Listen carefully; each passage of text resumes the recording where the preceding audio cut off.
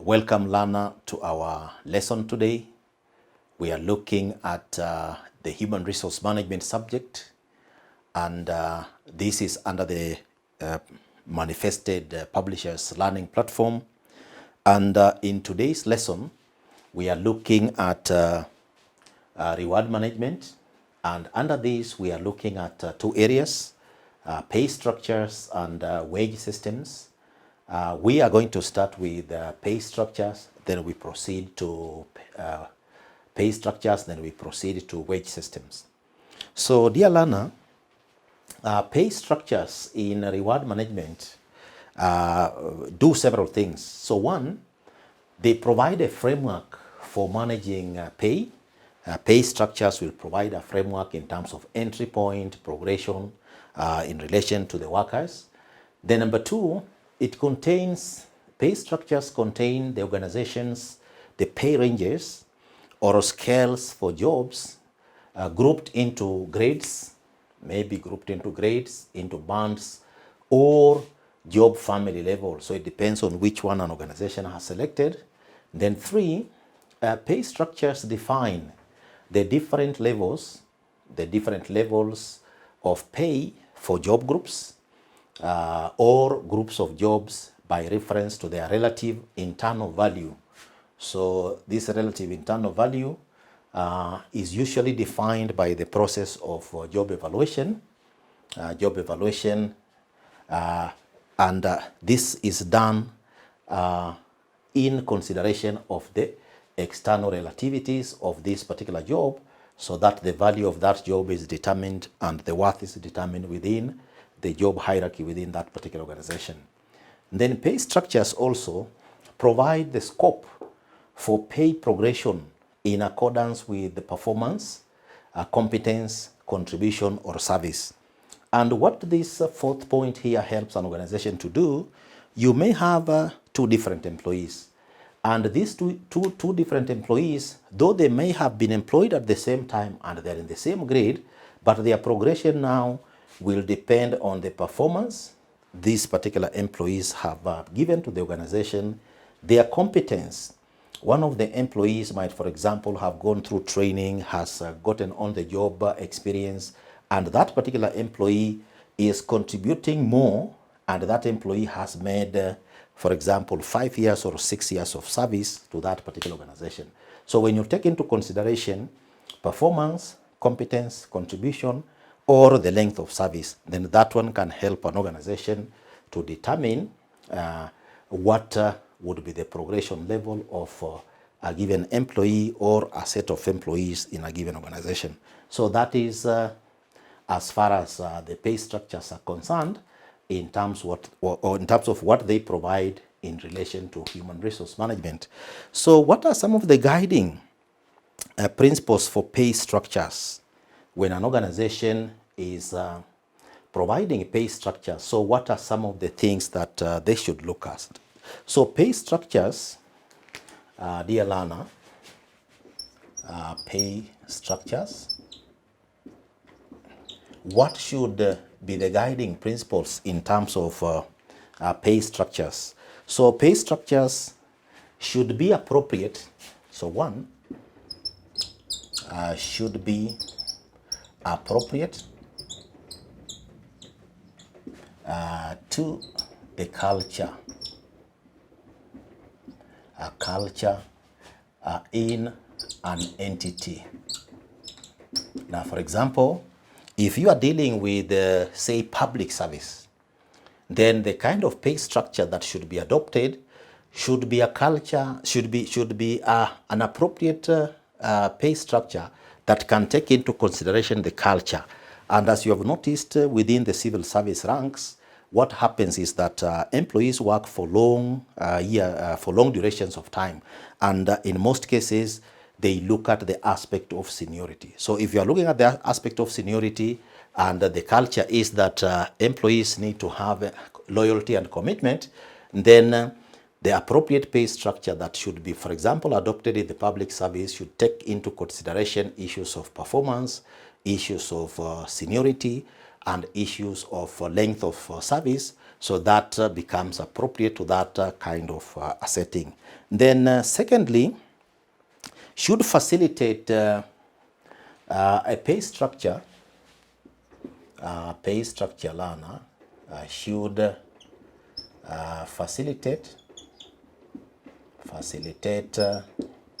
achievement of transparency,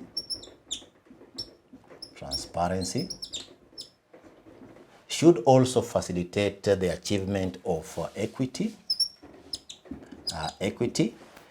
should also facilitate the aspect of consistency in salary administration.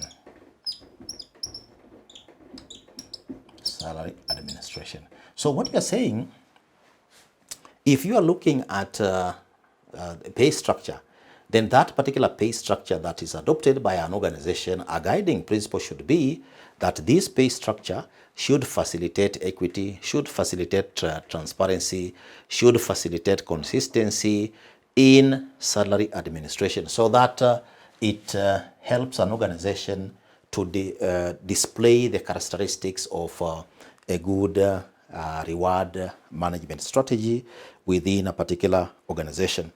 Then next, a pay structure should be flexible to respond to changes, e.g. skill acquisition,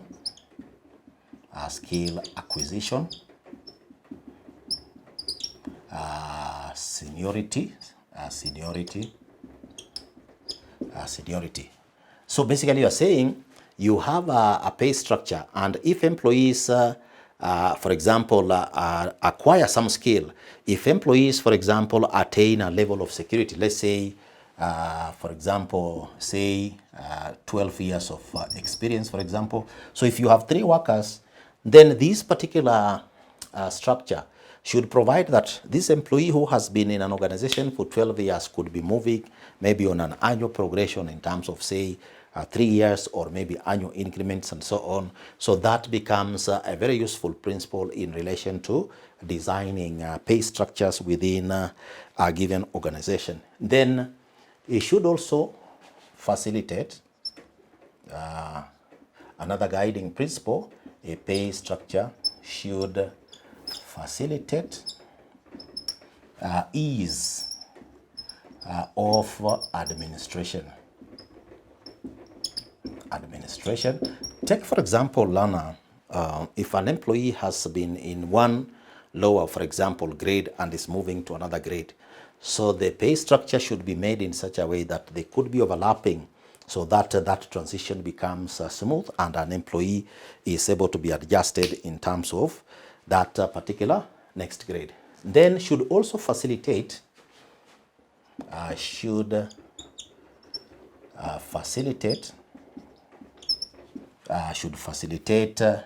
management control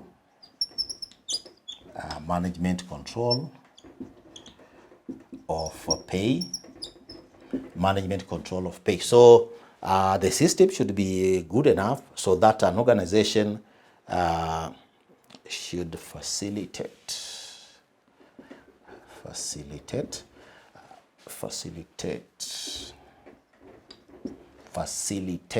management control of pay issues, so that in case an employee has a complaint, it is possible to be able to look at the pay structure and articulate issues in relation to how this particular pay structure is supposed to be implemented. So that again becomes one of the guiding principles, and it should also be capable of responding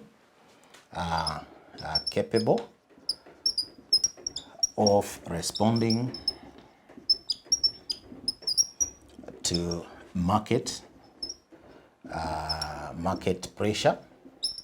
Now, what this means is that An organization does its pay structures in the context of, say, a labor market. So in this labor market, there could also be, for example, changes. Let us take an example. Government may provide for minimum pay. So if the government is providing for minimum pay, the pay scales that are being provided, or maybe the pay structures that are being provided, should be able to accommodate the labor market changes, like the minimum pay that are mandatory, so that it pays above that minimum pay, to avoid challenges that could come from the legal perspective, where organizations are not able to explain. Then should also encourage career growth and development. So, dear learner, what this does, if you look at many systems within working environments, at the lower level, the pay structures would look like they have got lesser, for example, rewards, or maybe less pay. But as people move up the ladder, then that particular growth enables those who remain in that particular organization to grow in terms of their careers and to develop to better, for example, emoluments within that particular organizational setting. And that's why one of the guiding principles of a pay structure should be to encourage individuals to make an effort so that they can grow in their careers and be able to advance. So these, dear learner, are some of the guiding principles that should be taken into consideration when designing pay structures within a given organizational setting. Then these pay structures, once you have looked into these, say, guiding principles, it is important to note that there are different types of pay structures that organizations may make use of. Types of pay structures. We can mention types of pay structures.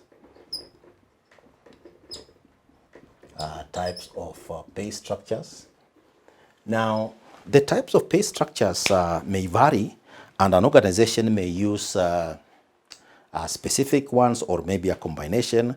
And the first type is what is referred to as the narrow graded pay structure. Narrow graded pay structure. Narrow graded pay structure. Narrow graded pay structure. So the narrow graded pay structure is a type of pay structure. And then you have the broad graded pay structure. Broad graded pay structure. Broad graded pay structure. So that is also a different type of pay structure that an organization can make use of. And then you have broad banded pay structure. Broad banded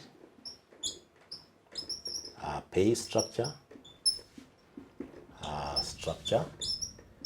Broad banded pay structure. So that is number 3. And then number 4, apart from those 3 structures, you have a career family pay structure. Career family pay structure. Career family pay structure. So you have a career family pay structure, and from that another organization can maybe be able to use that. Then you have a job family. Job family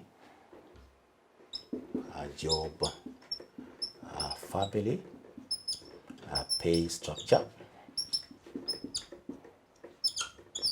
And then you have number 6, spine pay structure.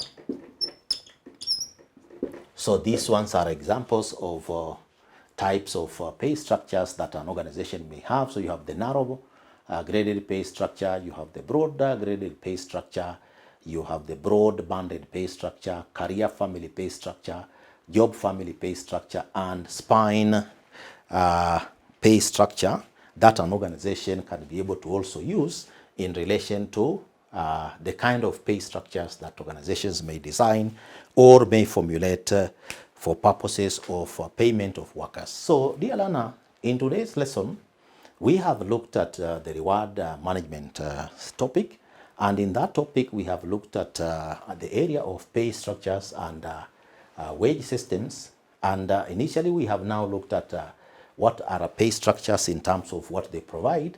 And we have indicated that, number one, pay structures provide a framework for managing pay. Number two, contain the organization's pay ranges or scales for jobs grouped into grades, bands, job family levels. Number three, pay structures define the different levels of pay for jobs or groups of jobs by reference to their relative internal value as determined by a job evaluation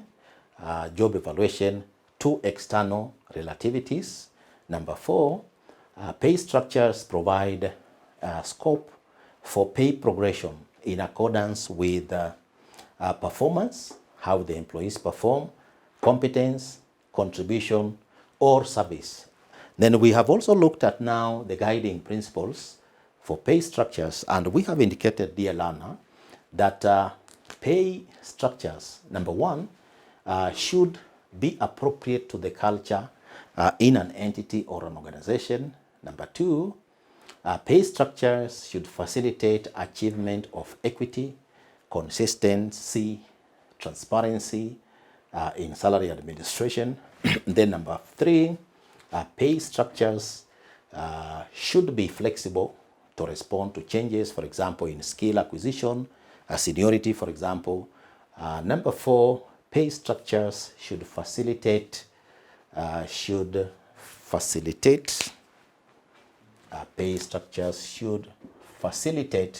ease of administration of the pay systems. Number five, pay structures should facilitate management control of pay. And then number six, pay structures should be capable of responding to market pressure, for example, the labor market minimum wage, that is minimum pay that is provided by government. And number seven, learner, pay structures should encourage career growth and development. So those ones are seven guiding principles for pay structures. Then we have gone ahead, learner, and looked at types of pay structures where we have indicated that there could be narrow graded pay structures or number one, narrow graded pay structure. Number two, broad graded pay structure. Number three, broad banded pay structure. Number four, career family pay structure.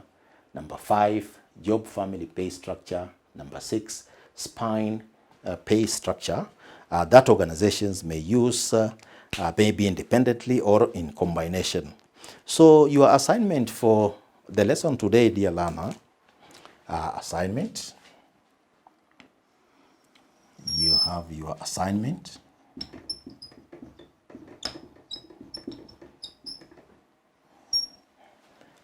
Describe your assignment. Describe the guiding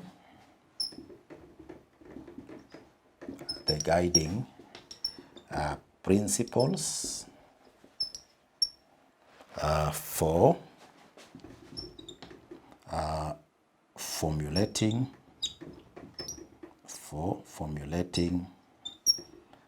pay structures.